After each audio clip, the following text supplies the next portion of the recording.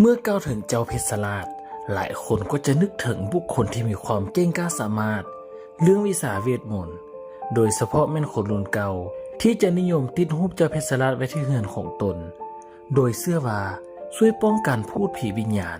และสิ่งบ่ดีทั้งหลายที่จะเข้ามาทำให้คนในครอบครัวได้สมเด็จเจ้ามหาอุปราชเพชรสลัดรัตนวงศะเป็นวีรบุรุษของสาวลาวเป็นผู้ร่วมชาติลาวให้เป็นปึกแผ่น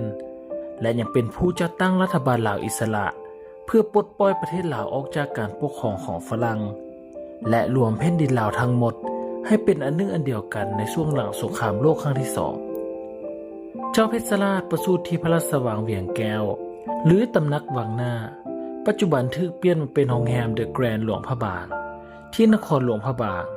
ในวันอาทิตย์เดือนยีแห่มเก่าคำปีฉลูจุลศักราช 1251 เวลา 11:55 นาทีซึ่งตรงกับวันที่ 19 มังกร ปีพุทธศักราช 2433 ตรงกับปีคศ 1890 เป็นโอรสองค์ที่ 3 ของเจ้ามหาอุปราชบุญคง ประสูติจากเจ้านางทองศรี โดยพระองค์สืบเชื้อสายมาจากเจ้ามหาอุปราชอุ่นแก้ว ซึ่งเป็นต้นตระกูลของเจ้าชีวิตวังหน้าแห่งหลวงพระบางเมื่อเจ้าเพชรสลัดมีอายุได้7 ปีก็ได้เข้าเรียนหนังสือภาษาลาวภาษาสยามและภาษาฝรั่งพร้อมกับการติดตามพระบิดาไปกวดงานตามหัวเมืองต่างๆอยู่เสมอในปีคศ 1899 พระองค์ได้บวชเป็นสามเณรที่วัดธาตุหลวงเพื่อเรียนภาษาบาลีและในปีคศ 1904 พระองค์ได้เสด็จไปเรียนต่อที่ประเทศฝรั่งที่โรงเรียนโคโลเนียลซึ่งเป็นโรงเรียนที่รัฐบาลประเทศฝรั่ง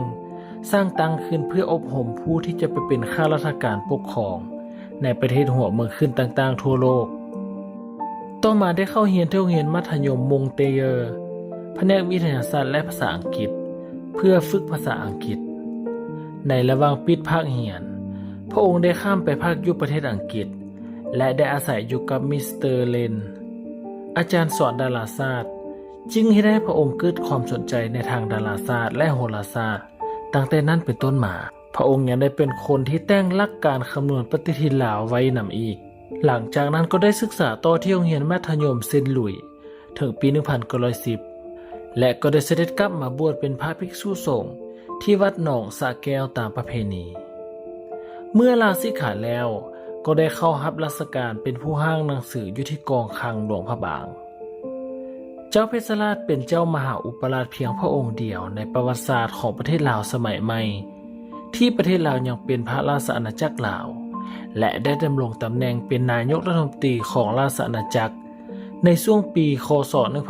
1942 ถึงปี 1945 พระองค์ได้รับการนับถือจากชาวลาวเป็นจำนวนหลวงหลายตั้งแต่ครั้งอดีตจนถึงปัจจุบันนอกจากความรักชาติแล้วพระองค์ยังมีความเก่งกาจสามารถเรื่องเวทมนต์ไสยศาสตร์อีกจนถึงขั้นที่ว่าคนฝรั่งที่มาอาศัยอยู่ในลาวสมัยนั้นต้องมีความเกรงกลัวในวิชาของพระองค์เจ้าเพชรสลัดได้พิเศษสมรสกับเจ้าหญิงคำแว่นซึ่งเป็นพระพี่นางของเจ้าศรีสว่างวงศ์โดยพระนางเป็นไม้และมีอายุหลายกว่าพระองค์หลายปีทั้งนี้กล่าวกันว่าเพื่อเป็นการประสานหอยล้าวระหว่างราชวงศ์หลวงพระบางสายเจ้ามันทราชกับสายเจ้าอุ่นแก้วซึ่งเป็นตระกูลวังหน้ากับวังหลังและได้มีพระโอรสและพระธิดา3 พระองค์คือเจ้าหญิงคำผิวเจ้าหญิงคำจันทร์และเจ้าสายสุริยราชโดยในตอนนั้นพระเจ้ามหาชีวิตผู้ที่ปกครองพระราชอาณาจักรลาวมีพระนามว่าพระบาทสมเด็จพระเจ้าศรีสว่างวงศ์และมีองค์มงกุฎราชกุมารหรือพระมหาอุปราชผู้ที่เป็นรัชทายาทอยู่แล้วก็คือเจ้าฟ้าสายมงกุฎศรีสว่างวัฒนาหมายความว่าในพระราชอาณาจักรลาวในตอนนี้มีตำแหน่งพระมหาอุปราชถึง2 ตำแหน่งในเวลาเดียวกันซึ่งก็ถือได้ว่าเจ้าเพชรสลัดเป็นตัวแปรที่สำคัญที่จะสามารถให้เจ้ามหาชีวิตศรีสว่างวงศ์ในตอนนั้นต้องมีความเกรงใจเลยก็ว่าได้เจ้าเพชรสลัดเป็นคนที่มีน้ำใจรักชาติเป็นที่สุด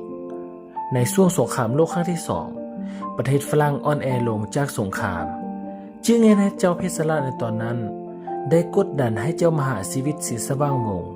ประกาศเอกราชจากฝรั่งเจ้าศรีสว่างวงศ์ จึงจำใจยอมประกาศเอกราชจากฝรั่งแต่ในความจริงแล้วเจ้าศรีสว่างวงศ์บ่อยากประกาศเอกราชจากฝรั่งเลยด้วยเหตุผลที่ว่าเมื่อประเทศลาวตกเป็นหัวเมืองขึ้นแก่ฝรั่งและฝรั่งจะเป็นผู้คอยปกป้องผลประโยชน์ต่างๆของเจ้าชีวิตศรีสว่างวงศ์จากขั้วอำนาจอื่นที่เป็นคู่แข่งทางการเมืองด้วยเหตุนี้จึงเฮ็ดให้เจ้ามหาชีวิตศรีสว่างวงศ์ฝักใฝ่ฝรั่งและบ่อยากประกาศเอกราชภายหลังสงครามโลกครั้งที่2ฝรั่งก็อยากกลับคืนมาลาวเพื่อปกครองลาวอีกครั้งโดยการส่งพันเอกฮักอิมเฟลมาเป็นข้าหลวงใหญ่ประจำราชอาณาจักรลาวเพื่อจัดการปกครองลาวคืนใหม่โดยการเซ็นสนธิสัญญาระหว่างพระเจ้าศรีสว่างวงศ์และฝรั่งเพื่อเปิดทางให้ฝรั่งเข้ามามีอำนาจในการปกครองลาวอีกครั้งและครั้งนี้เจ้ามหาชีวิตศรีสว่างวงศ์ก็ยินยอมและสนับสนุนฝรั่งเต็มที่ซึ่งสร้างความบ่พอใจให้กับเจ้าเพชรราชเป็นที่สุดอุตส่าห์ประกาศเอกราชไปแล้วดังนั้นเจ้าเพชรราชจึงได้มีสารส่งไปหาเจ้ามหาชีวิตศรีสว่างวงศ์ที่ประทับอยู่ที่หลวงพระบางขอให้สัญญาที่เฮ็ดกับฝรั่งนั้นเป็นโมฆะแต่เจ้ามหาชีวิตศรีสว่างวงศ์ก็บ่ได้เฮ็ดตามคำร้องขอนั้นซึ่งเหตุการณ์นี้ก็มาถึงจุดที่แตกหักของเจ้าเพชรราชและเจ้ามหาชีวิตศรีสว่างวงศ์ด้วยเหตุนี้จึงเฮ็ดให้เจ้าเพชรราชตัดสินใจประกาศเอกราชจากฝรั่งอีกครั้งโดยบ่ผ่านเจ้ามหาชีวิตศรีสว่างวงศ์ในตอนนั้นซึ่งแสดงให้เห็นว่าพระองค์มีน้ำใจรักชาติอยากให้ประเทศลาวเป็นเอกราชเป็นที่สุดซึ่งอาจจะถือข้อหักกบฏก็เป็นได้แต่พระองค์ก็เลือกที่จะเฮ็ดในสิ่งที่ถูกต้องที่สุดและเหตุการณ์ก็เป็นไปตามคาดพระเจ้ามหาชีวิตศรีสว่างวงศ์ได้ประกาศปลดเจ้าเพชรราชออกจากตำแหน่งมหาอุปราชและนายกรัฐมนตรีทันทีแต่เจ้าเพชรราชก็บ่ยอมจึงประกาศตัวแยกออกจากหลวงพระบางแล้วตั้งเป็นรัฐบาลลาวอิสระขึ้นที่เวียงจันทน์เหตุการณ์ในตอนนั้นมีความเข้มข้นขึ้นเรื่อยๆเมื่อเห็นเป็นดังนั้นฝรั่งก็ได้ส่งกองทหารเข้ามาในลาวอีกครั้งเพื่อยึดอำนาจการปกครองและสนับสนุนเจ้าศรีสว่างวงศ์กองทัพของเจ้าศรีสว่างวงศ์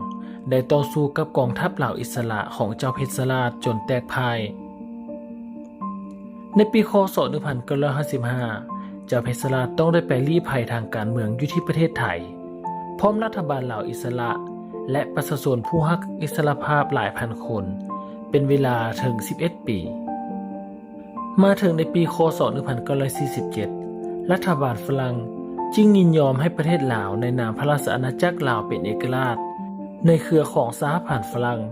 แต่เจ้าเพชรราชบ่เห็นดีนำเพราะเห็นว่าเอกราชนั้นบ่สมบูรณ์จึงตัดสินใจวางมือทางการเมืองบ่เข้ากับฝ่ายใดเพราะเจ้าสุวรรณภูมิพระอนุสาองค์ที่1ก็เข้ากับประเทศฝรั่งและเจ้าสุภานุวงศ์พระอนุสาคนที่2ก็เข้ากับประเทศเวียดนามเหนือในขณะนั้นรัฐบาลไทยโดยจอมพลป.พิบูลสงครามเป็นนายกรัฐมนตรีและรองรับรัฐบาลลาวตามนโยบายการเมืองที่จำเป็นขณะที่ประทับอยู่ในประเทศไทยนับแต่วางมือจากการเมืองเจ้าเพชรราชจึงหันหน้าเข้าป่าเพื่อล่าสัตว์กับบรรดาเจ้าชีวิตและราชการไทยผู้ที่มักกีฬาล่าสัตว์จนเป็นความสนิทสนมกันมาถึงในปีค.ศ. 1956 เจ้าสุวรรณภูมิจึงได้ทูลเชิญเจ้าเพชรราชกลับคืนประเทศเพื่อแก้ไขปัญหายุ่งยากในประเทศและพระองค์ก็ได้เสด็จกลับคืนมาในวันที่22 มีนาปี 1957 โดยทางรถไฟจากบางกอกถึงหนองคายและได้มีประชาชนลาวไปต้อนรับเป็นจำนวนหลวงหลายเมื่อเสด็จกลับคืนมาสู่พระราชอาณาจักรลาวอีกครั้งซึ่งสร้างความปิติยินดีและความหวังใหม่ให้กับชาติลาวที่จะได้สงบร่มเย็นเจริญรุ่งเรืองปราศจากการครอบครองของชาติอื่นพระองค์ได้กลายเป็นเทพเจ้าของคนลาวในสมัยนั้นแต่ก็เป็นสาเหตุที่ให้เกิดความบ่พอใจรวมทั้งเป็นอุปสรรคต่างๆที่ให้พระองค์ตระหนักถึงความล้มเหลวในการรวมตัวสร้างชาติใหม่และทรงทราบถึงอันตรายบางประการประมาณเดือนกรกฎปีค.ศ.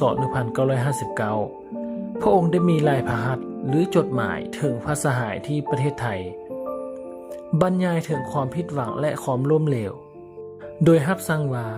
เทิงข่าวที่จะต้องเสด็จนิราชจากแผ่นดินเกิดเข้ามาพึ่งพระบรมพิสมภารในเมืองไทยอีกครั้งโดยประมาณว่าจะเสด็จในเดือนธันวาปีคศ1959แต่แล้วเหตุการณ์ที่บ่มีผู้ใดคาดคิดก็เกิดขึ้นมาถึงเช้าวันที่16ตุลาปีคศ1959พระสหายในบางกอกได้รับแจ้งจากเจ้าคำปานซึ่งเป็นเอกอัครราชทูตแห่งพระราชอาณาจักรลาวประจำประเทศไทยที่บางกอกว่าเจ้าเพชรราชสิ้นพระชนม์แล้วเมื่อวันที่14ตุลาปีคศ1959ที่วังเสียงแก้วโดยสาเหตุแม้นเกิดจากเส้นโลหิตในสมองแตกซึ่งทั้งหมดที่กล่าวมาข้างถึงนี้ก็คือประวัติของพระเจ้าเพชรราช